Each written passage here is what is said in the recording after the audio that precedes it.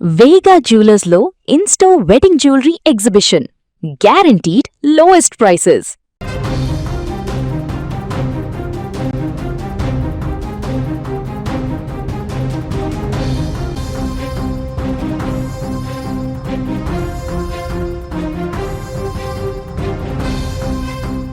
సూర్యాపేట జిల్లా కోదాడలో దారుణం చోటు చేసుకుంది. కట్టుకున్న భార్యను ఓ భర్త నడి రోడ్డుపై అందరూ చూస్తుండగానే కత్తితో పొడిచి అత్యంత దారుణంగా హత్య చేసిన ఘటన స్థానికంగా కలకలం రేపుతోంది.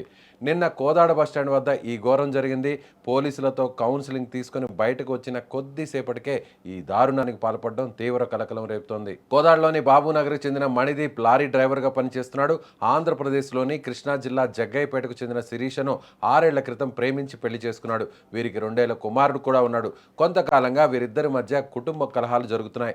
2 రోజుల క్రిందట జరిగిన గొడవతో బుధవారం శిరీష, ఆమె పెద్దమ్మ మణిదీప్ కోదాడ పోలీస్ స్టేషన్కు వెళ్లారు. పోలీసులు ఇరు వర్గాలకు సర్ది చెప్పి పంపించారు.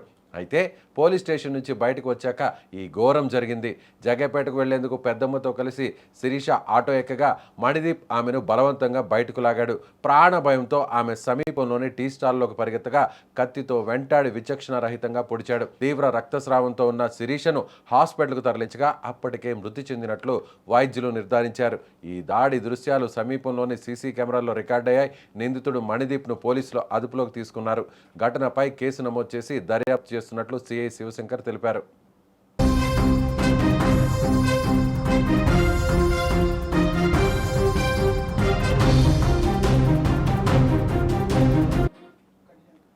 క్షణికావేశం, అనుమానం ఎంత పని చేసిందో కదా.